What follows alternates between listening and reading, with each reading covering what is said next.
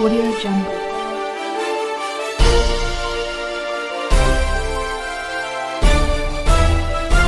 Audio Jungle. बिस्मिल्लाहिर्रहमानिर्रहीम, अस्सलाम वालेकुम। एक्सप्लोर न्यूज़ के साथ मैं हूं आपका मेज़बान राना सैफुल्लाह सैफ़ी। नाज़रीन, वज़ारत हज व मज़हबी अमूर के अंदर कुछ बेज़ाब्तगियों का इंकशाफ हुआ है, वो मैं आपके सामने रखना चाहता हूं। कि पहली बात तो यह है कि आपको पता होना चाहिए कि जब से ये हुकूमत आई है तो वज़ारत मज़हबी अमूर की जो वज़ारत है वो ख़ास तौर पर डिमांड की गई थी जमीयत उलमा इस्लाम की तरफ से और फ़ज़ल रहमान की तरफ से। पहले भी आपको पता है कि फ़ज़ल रहमान जो हैं वो ऐसी वज़ारत लेते थे जैसे कश्मीर अमूर की जो वज़ारत थी वो हमेशा उनके पास रही और उसकी आउटपुट आपके सबके सामने है। कश्मीर के हवाले से किसी भी आप कह लें कि इंटरनेशनल फोरम के ऊपर कोई ख़ास कश्मीर की आज़ादी के हवाले से कोई आवाज़ ना उठाई गई, लेकिन उसकी वज़ारत के मज़े ज़रूर लिए गए। इसी तरह इस हुकूमत के जो रजीम चेंज के बाद जो हुकूमत बनी है, एक मखलूत हुकूमत, उसमें जो वज़ारत मज़हबी अमूर है उसके वज़ीर हैं मुफ्ती अब्दुल शकूर साहब। दो चीज़ें डिस्कस करनी हैं इस वीडियो के अंदर। एक तो ये कि पाकिस्तान की 75 साल तारीख़ के अंदर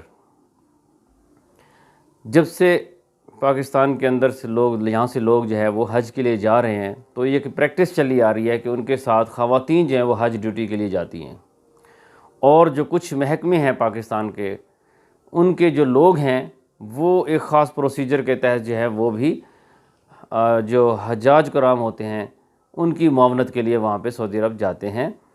तो उनमें भी इस साल देखा गया है कि कोई ख़वातीन को शामिल नहीं किया गया, और जो 200 के करीब जो ख़वातीन हज ड्यूटी के लिए जाया करती थी हर साल, उन पर पाबंदी लगा दी गई है।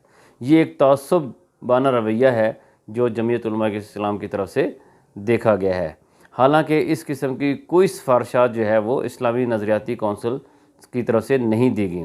जो मेरी नाकिस राय या नाकिस इल्म है उसके मुताबिक अगर ऐसी कोई बात होती है तो वो इस्लामी नज़रियाती कौंसिल की तरफ जो है वो आप कह लें कि डायरेक्ट की जाती है। फिर उसको वो एनालिसिस करते हैं, उसके ऊपर मुख्तलिफ उलमा जो हैं उस पर अपनी राय कायम करते हैं, और यूनानिमसली जो एक डिसीजन उनकी तरफ से आता है वो सिफारिश के तौर पर मुरतब कर दी जाती है। तो इस तरह की कोई सिफारिश नहीं आई, ये इनका ज़ाती मनपसंद जो है वो रवैया है और राय है।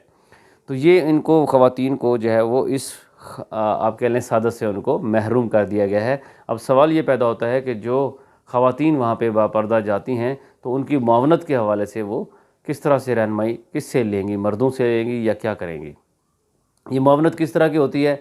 ये मुआवनत इस तरह से है कि मुख्तलिफ कंप्लेंट सेल बने होते हैं। कोई चीज़ लास्ट एंड फाउंड जिसे हम कहते हैं कि कोई चीज़ गुम हो जाए तो वो उन तक पहुँचाने के हवाले से या रास्ता उनको बताने के हवाले से मक्का और मदीना के अंदर जो है इनको डिप्लाई किया जाता है।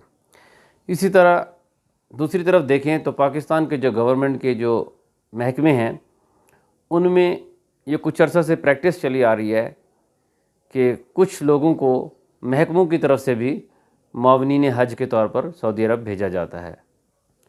उसमें दो कैटेगरीज बनाई हैं, एक गज़टेड ऑफिसर्स की और एक जो है वो नॉन गज़टेड ऑफिसर्स की।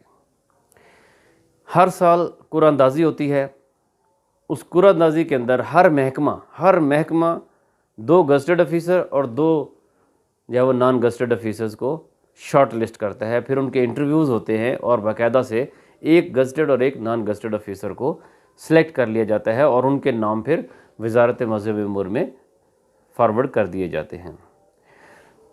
ज़राए का ये कहना है कि इमरान खान की हुकूमत तक ये नाम वज़ारत मज़हबी अमूर में भेज दिए गए थे, और हमारे यहाँ आपको पता है कल्चर है कि जब जिसका नाम इस सादत के लिए आ जाए कुरानंदाज़ी के ज़रिए वो भी, तो वो उसकी खुशी का क्या समा होगा।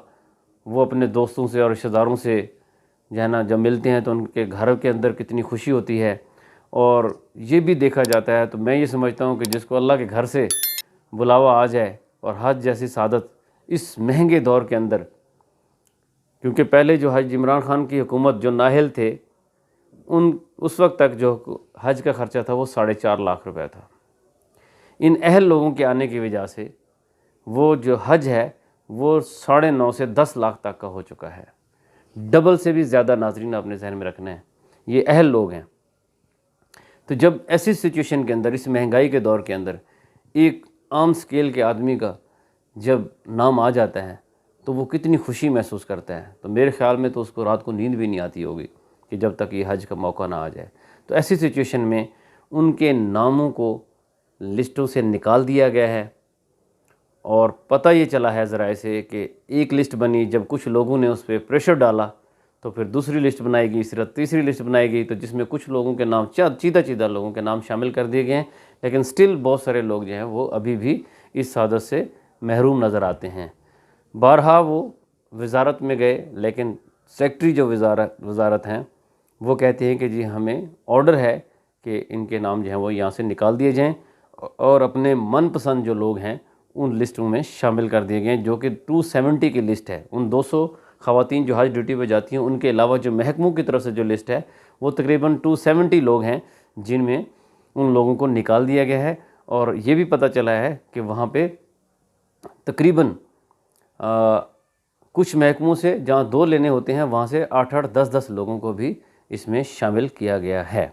तो ये वो बोई ज़ाब्तियाँ थीं जो मैंने आपके सामने पेश की हैं।